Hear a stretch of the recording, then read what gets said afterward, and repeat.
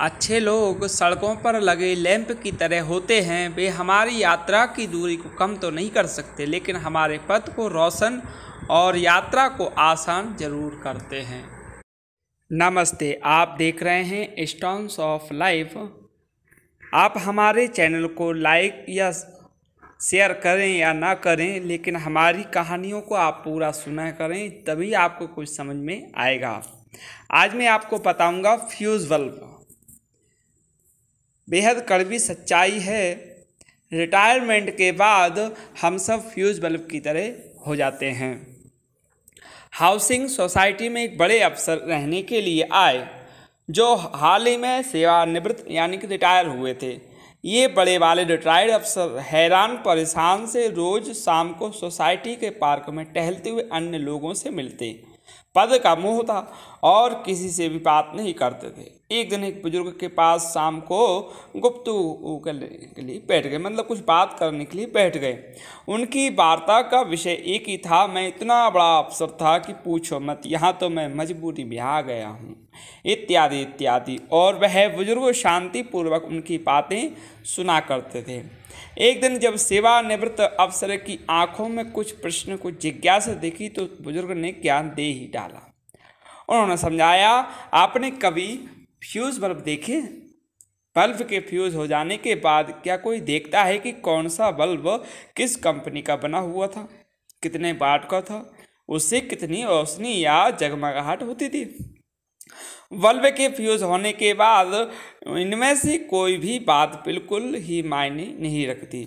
लोग ऐसे बल्ब को कबाड़ में डाल देते हैं कि नहीं, बताइए। जब उस रिटायर्ड अधिकारी महोदय ने सहमति में सिर हिलाया तो फिर बुजुर्ग बोले, रिटायरमेंट के बाद हम सब की स्थिति भी एक डलिया में रखे फ्यूज़ बल्ब जैसी हो जाती है। हम कहाँ काम करते थे, कितने बड़े छोटे पद पर थे, हमारा क्या रुतबा था, यह सब कुछ भी कोई मायने नहीं रखता। कुछ देर की शांति के लिए अपनी बात जारी रखते हुए फिर वो बुजुर्ग बोले कि मैं सोसाइटी में पिछले 5 वर्ष से रहता हूँ और आज तक किसी को यह नहीं बताया कि मैं 2 बार संसद सदस्य रह चुका हूँ। वे जो वर्मा जी हैं, रेलवे के महाप्रबंधक थे।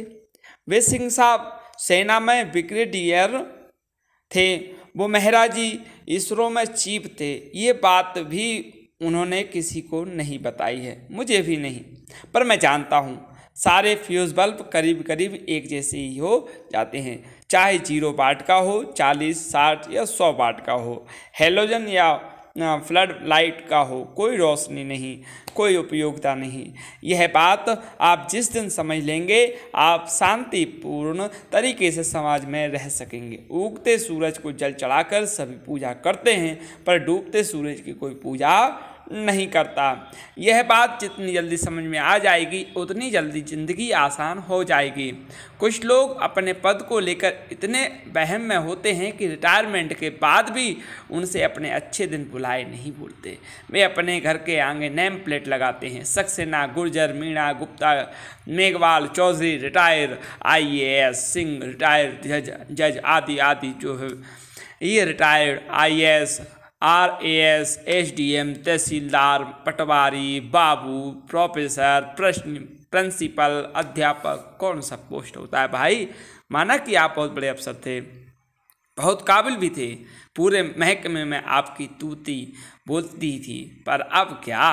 अब तो आप फ्यूज़ बल्ब भी हो। तो यह बात कोई मायने नहीं रखती आप किस विभाग में थे, कितने बड़े पद पर थे, कितने मेडल आपने जीते हैं। अगर कोई बात मायने रखती है तो वह यह है कि आप इंसान कैसे हैं, आपने कितनी ज़िंदगी को छुआ है, आपने आम लोगों को कितनी तवज्जो दी है, पद पर रहते हुए कितनी मदद की, समाज को क्या दिया, ज़रूरतमंद व अपने समाज के करीब लोगों से कैसे रिश्ता व्यवहार रखा। लोग आपसे डरते थे या आपका सम्मान करते थे? अगर लोग आपसे डरते थे तो आपके पद से हटते ही उनका वह डर हमेशा के लिए खत्म हो जाएगा, पर अगर लोग आपका सम्मान करते हैं तो यह सम्मान आपके पद विहीन होने पर भी कायम रहेगा। आप मरने के बाद भी उनकी यादों में, उनके दिलों में जिंदा रह सकते हैं। हमेशा याद रखिए, बड़ा अधिकारी कर्मचारी बनना बड़ी बात नहीं, बड़ा इंसान बनना बड़ी बात ज़रूर है। विचार कीजिएगा साहब। और आगे की हमारे वीडियो को देखने के लिए, इसका दूसरा भाग देखने के लिए हमारे चैनल को सब्सक्राइब या बेल आइकन ज़रूर दबाएं। धन्यवाद।